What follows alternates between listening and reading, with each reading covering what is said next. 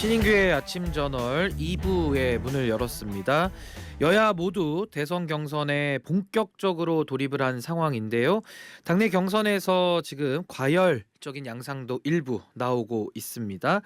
이런 상황에서 지금 국민의힘에서는 출마한 후보자들이 굉장히 많아서 좀 혼란스러운 상황인데요. 이와 관련해서는 김영우 전 국민의힘 의원님 모시고 깊은 이야기 나눠보도록 하겠습니다. 의원님 스튜디오에 나와 계시는데요. 안녕하세요. 네, 안녕하세요. 반갑습니다. 오랜만입니다. 예, 반갑습니다. 네. 의원님 지금 뭐 한국의 이 정치 상황, 윤석열 전 대통령 파면 이후에 또 여야는 급속히 이제 조기 대선 모드로 가고 있거든요. 지금의 이 상황까지 좀 지켜보시는 뭐 총평이라고 할까요? 좀 어떻게 지켜보고 계십니까? 저는 뭐 한 1년, 2년 전부터 생각을 했어요. 지금 한국의 정치는 엽기적이다 생각을 합니다. 예. 여든 야든 지금 정상이 아니다 저는 생각을 해요. 일단 뭐 최근에는 그 윤석열 전 대통령의 그 비상계엄 그것도 엽기적이다 생각을 하고 그 이후에 벌어지고 있는 일들이 정말 저는 상식적으로 이해가 안 됩니다. 예. 일단 그 대명천지에 비상계엄이 일어났잖아요. 그러면은 국회의원은 여든 야든 그 비상계엄에 대해서 이것은 위헌이다, 불법이다 라는 쪽으로 방향을 잡았어야 됩니다. 그런데 그걸 못했어요. 예. 국민의힘 많은 의원들이 다행히 그나마 그 시간에 그래도 한동훈 당시 당대표가 즉각적으로 18명을 대동하고 국회 본회의장 가가지고 계엄 해제 찬성을 했잖아요. 예. 그나마 다행입니다. 저는 그 윤석열 대통령 그 성격, 그 기질로 봐서는 만약에 그 현장에 국회 본회의장에 국민의힘 의원들이 전혀 없었다. 예. 민주당하고 다른 야당 의원들만 있었다. 그런 상황에서 계엄 해제됐다. 저 계엄 해제 받아들이지 않았을 거라고 봅니다. 예. 대통령이 지금 하는 그 재차 계엄을 또 했을 가능성도 있다. 그 당시에도 계엄을 예. 그 해제를 받아들이지 않았을 것 같아요. 지금 하는 행태가 계속 그렇지 않습니까? 예.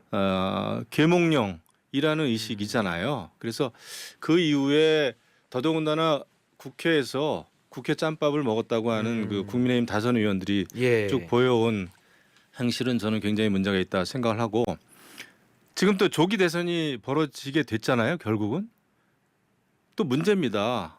저는 이렇게 가다가는 뭐 국민의힘이 이길 의사가 거의 지금 의도도 없다고 보여지고요. 예. 뭐 한독수 차출론까지 나오고 이건 정당 민주주의를 완전히 훼손하는 거죠. 예. 우리 정치권이 국민들을 너무 괴롭히고 있어요. 답답합니다. 예. 네, 초반부터 제가 말이 길었습니다. 아닙니다. 그래서 총평을 일단 여쭤봤는데 총평은 전반적인 뭐 정치에 대한 뭐 불신을 지금 얘기는 해주신 거고 그런 차원에서 지금 이 조기 대선의 근본 원인, 그러니까 귀책 사유가 지금 뭐 국민의힘 넓게 보면 그리고 내지는 윤석열 전 대통령에게 직접적으로 있는데 그런 차원에서 국민의힘이 지금 반성과 성찰 이걸 어디까지 하고 있느냐. 그래서 후보를 내지 않는 방안까지 고려하면서 뭔가 진정성 있게 거듭나는 부분을 국민들한테 좀 알려야 되는 거 아니냐 이런 의견도 있거든요. 의원님은 거기에 대해서는 좀 어떻게 생각하십니까? 저는 뭐 1차적으로는 국민의힘이 무릎 꿇고 반성을 해도 될까 말까 하죠. 반성해야죠. 예. 잘못됐잖아요. 비상계엄 잘못됐고 더더군다나 뭐 헌법재판소 재판관 뭐 5대 3으로 기각된다 이런 얘기를 하는 사람들은 많았는데 그러니까 계엄을 옹호해 버리니까. 그렇죠. 그럼 상당한 문제죠. 그래서 저는 그거는 말이 안 된다고 생각하고 아주 절절하게 정말 국민 앞에 읍소를 했어야 되는데 그걸 못했고 지금 뭐 탄핵 그 반대 집회에 또 많은 의원들이 나섰고 예. 뭐 계몽령 같은 생각을 좀 하고 있고 그거에 대해서는 100번 1000번 그 잘못했다 생각을 합니다. 예. 하지만 결국 치러지게 된 조기 대선에 후보가 아무도 안 나오기는 현실적으로는 어려워요. 예, 어렵습니다. 또 정당 정치니까 이제 미래를 놓고 대결을 해야 될 건 해야 되는 거죠. 그래서 저는 요행수로 한동훈 후보가 만약에 그나마 국민의힘의 그 최종 후보가 된다면 그래도 이재명 후보하고 TV 토론할 때 할 얘기가 있죠. 다른 후보들은 할 얘기가 없습니다. 그 계엄과 관련해서 예, 듣고 있습니다. 내란 정당 그다음에 또 대통령 내란 그 계엄을 일으킨 대통령을 옹호하는 국민의힘 후보가 나섰다고 생각을 해보세요. TV 토론이 어떻게 돼 있습니까? 이재명 후보의 한두 마디에 다 나가 떨어지죠. 예. 한동훈 빼고는 제가 볼 땐 그렇습니다. 근데 지금도 국민의힘 경선에 출마한 후보자들은 상당히 많은데 네. 뭐 국민들이 그렇게 뭐 감동을 느낄 그런 경선으로 지금 비춰지지는 않거든요. 그러니까 뭐 예를 들면 후보가 많으면 보통은 이제 컨벤션 효과, 뭐 경선 흥행 효과를 이야기를 하는데 좀 국민들의 민심과는 좀 반대대로 갈 수도 있지 않는가. 그러니까 예를 들면 당 내에서도 여전히 계엄을 옹호하는 숫자들이 좀 많게는 느껴지거든요. 그러니까 이런 부분들은 국민의힘의 이미지의 문제 같기도 한데 의원님 뭐 어떻게 이건 좀 개선을 해야 됩니까? 그러니까 후보가 처음엔 뭐 10몇 명 나올 것 같아가지고 굉장히 많아서 15명까지도 나왔거든요. 제가 생각해도 야 이거 흥행이 아니라 이거 대국민 만행이다 제가 생각을 합니다. 대국민 만행이다. 이렇게 대선이면 그래도 나라를 이끌고 나라 일을 하는 최고봉 아닙니까?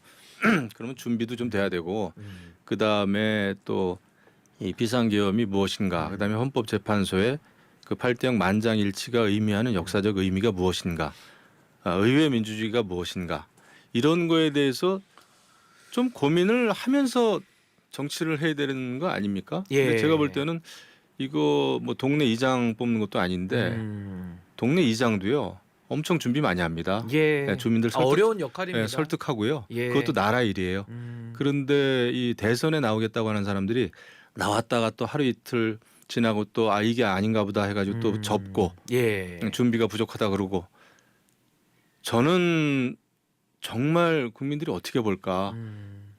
또 뭐 그렇게 또 경선이 이제 또 시작이 되면 그걸 또 존중해야 되는데 그것도 아니고 또 이 비상시국에 60일 동안 비상시국을 관리하라고 하는 대통령 권한대행을 또 추대를 하려고 50 몇 명이 뭐 사인을 했다고요? 그러니까 한덕수 대행 차출론이 나오는 거죠. 저는 정말 제정신 아니라고 봐요.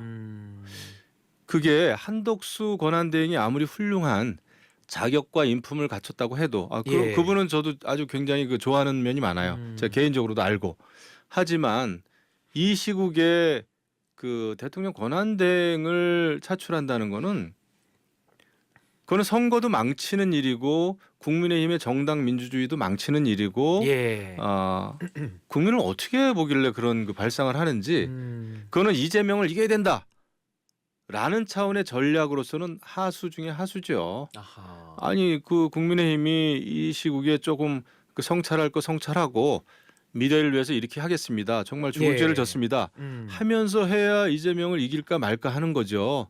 이렇게 완전히 윤석열 대통령 그냥 계승, 정권 계승 차원으로 조기 대선을 준비한다는 거는 그건 정치와 선거를 몰라도 너무나 모르는 거죠.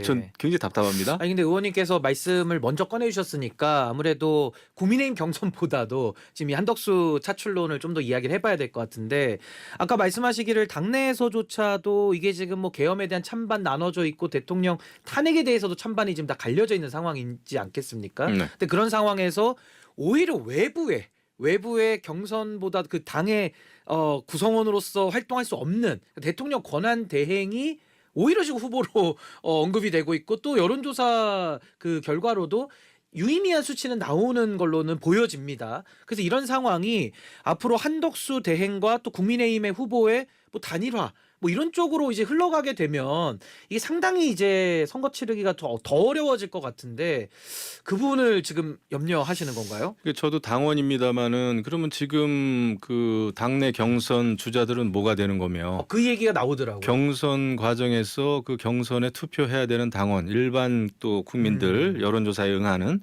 이분들의 목소리는 뭐죠? 다 그냥 예비로 하는 거잖아요. 하나가 어떻게 보면 한덕수 대행이 부전승을 받는 것과 비슷해지는 거죠. 이거는 정당 민주주의가 아니에요. 이런 상황에서 그 황우여 선관위원장과 선관위원들은 뭐 하는 거죠?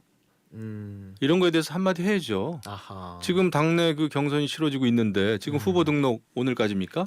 받고 있는 마당에 현역 국회의원들이 그 다른 후보 그 출마를 종용하는 요청하는 그 연판장을 돌렸다? 그 성명서도 이미 냈습니다. 이거는 네. 엄청난 해당 행위죠. 이렇게 되면은 민주당에 대해서 우리가 별로 할 얘기가 없어요. 사실 지금 예. 민주당도 말이 아니잖아요. 그 이재명 대표를 완전히 옹립 추대하기 위해서 당원 당규도 예전에도 바꿨습니다마는 이번에 뭐 국민 경선에 대한 것도 완전히 바꿨잖아요. 예. 그러면 이제 윤석열 정부 끝나고 이재명 정부가 시작되면 어떤 정부가 들어설 것이라는, 제가 볼 땐 거의 심리적인 전체주의입니다. 민주당은 전체주의 정당이라는 그 이미지를 예. 저는 가지고 있어요. 그러면 결국 이재명 그 후보 손을 들어주는 건데 지금 국민의힘이 보이는 행태는, 특히 한덕수 차출론이요. 그렇죠. 지금 하면 예. 뭐 전체적으로 차출론뿐만 아니라 계엄이라든지 탄핵에 대해서 생각하고 있는 여러 가지 그 방향들이 이재명 선거 운동 해주고 있는 거 아닙니까? 지금 국민의힘은 100%? 아, 역으로 보면. 그럼요. 그러면서도 아하. 이재명에 대한 무슨 그 비판을 한다? 이재명 위험하다? 그런 얘기를 할 수가 있냐고요. 이렇게 선거 운동을 해주면서도. 예. 그래서 저는 국민의힘은 이번 조기 대선에 승리할 의사와 의도가 없구나. 그리고 이재명 정권이 들어서면은 제가 보기에는 아마 국민의힘 정당, 이거 위원 정당이다, 내란 정당이다, 거의 뭐 정당 해산 절차 밟지 않을까요? 예. 아니 그러면 의원님 보시기에는 지금 뭐 소위 말해서 국민의힘 안에서 일부 뭐 계엄에 대한 반성도 없고 뭐 한덕수 차출론들을 얘기하는 분들이 뭔가 지금 이걸 통해서 얻으려는 뭐 다른 목적이 있다 이렇게 보십니까? 대선 외에 또 다른 목표가 있다 이렇게 좀 해석하시는 건가요? 일단은 3년 후에 총선에서 뭐 나는 뭐 공천 받고 국회의원 되면 할만하다 이런 생각하는 거 아닐까요?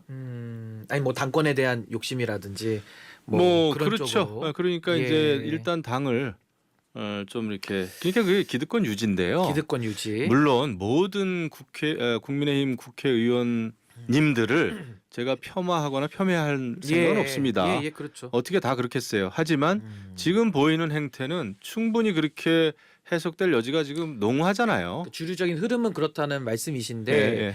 의원님 하나만 더 여쭤볼게요. 지금 국민의힘이 박근혜 전 대통령 탄핵 이후에 보여준 모습을 보면 뭐 보수 쪽만 제가 언급해 보겠습니다. 반기문 전 사무총장, 황교안 전 뭐 권한대행, 그리고 한동훈 전 대표도 사실상 이제 법무부 장관을 하다가 온 외부 인사 영입 후에 뭐 여러 가지 지금 정치적인 좀 어려움들을 겪고 있는 거고, 윤 전 대통령이 그래도 뭐 대선 승리를 했으니까 뭐 나름의 성공 케이스라고 볼 수는 있겠습니다만은 이런 식으로 보수 진영이 매번 외부 용병에 좀 힘을 기대는, 그래서 이번엔 또 한덕수 차출론이 나오는 이 배경이나 원인은 좀 뭐로 보십니까?